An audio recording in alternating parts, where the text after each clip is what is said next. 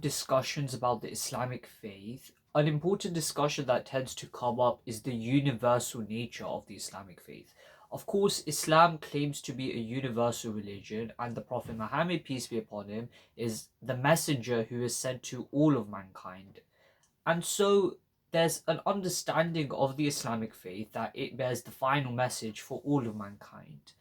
And there's a lot of interesting discussions, therefore, that do arise from such a concept. One of the most important discussions that can arise, or does often arise, is that how can we reconcile the fact that Islamic culture is often considered to be a quite distinctively Arabic one, or a quite distinctively Arab culture, and how do we reconcile that with the fact that there are other cultures which may oftentimes come into contact with Islam and embrace Islam?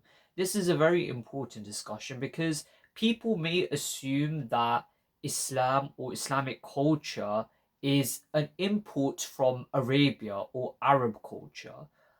But historically speaking, there is a lot more nuance to this discussion.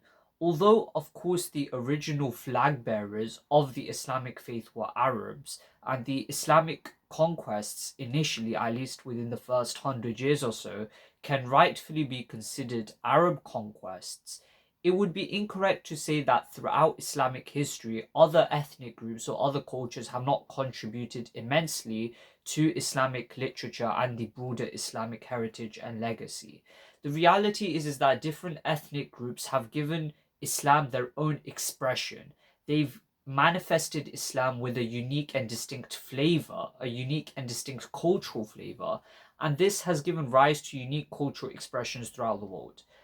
At the same time, it's important to note that the idea that Islam is an exclusively Arab affair, or that the Islamic faith is quite exclusively one which owes itself to Arabic culture or Arab culture, is not really correct.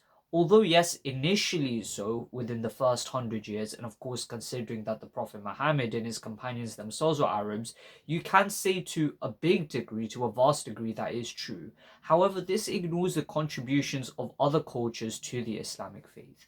And the most important example of this is Persia, modern day Iran. Now, Persia is a land which has had thousands of years of history.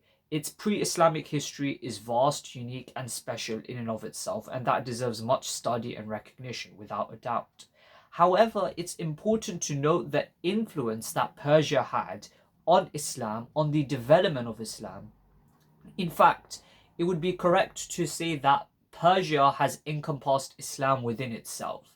Because the matter of fact is that some of the greatest scholars, in fact, perhaps the greatest scholars of the Islamic religion, can be found from the Persia region, from the region of the world known as Persia. And many of the greatest institutions of the Islamic faith owe their origins to Persia. You can see the influence that the Persians had on Islam in the Mughals. The Mughals are an Indian dynasty. They are an Islamic Indian dynasty, and yet they were using Persian, they were using Farsi as their official court language for hundreds of years.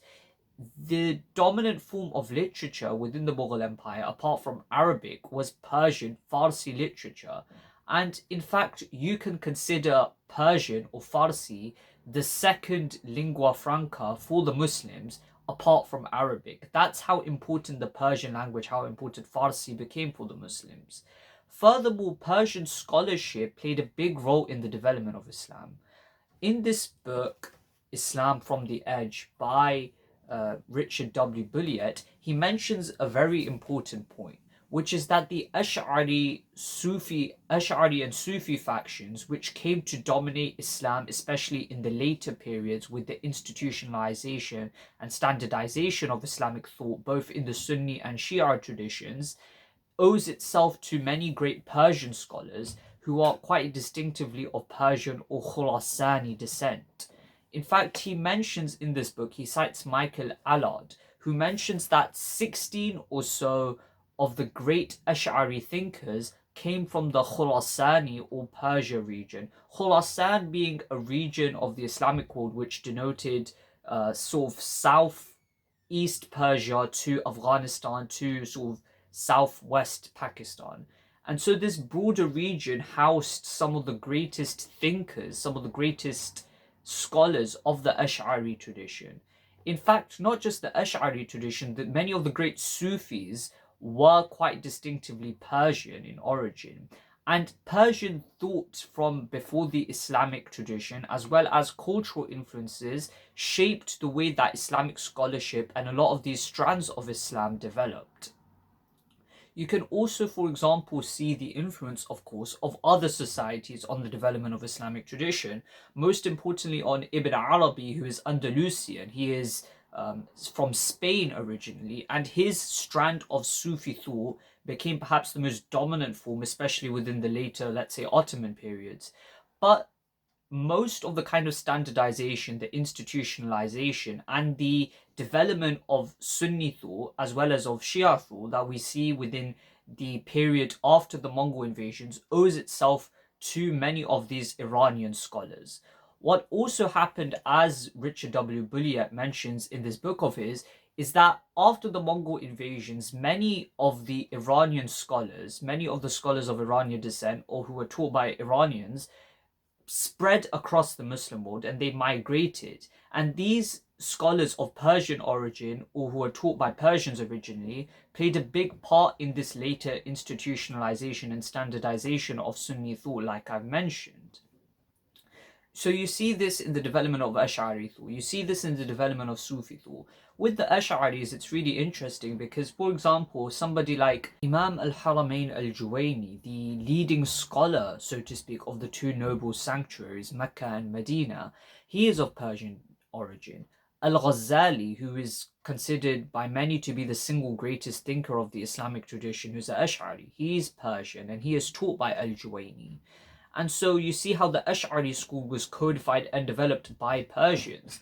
Furthermore, like I mentioned, with the Sufi factions as well. And so you see how a lot of the development of the Islamic tradition owes itself to the Persians. And this is just one example, right? I can give you many other examples of this, but it goes to show how the Persians played a big part in the development of Islam, especially in terms of Islamic scholarship and Islamic literature and Islamic thought more broadly.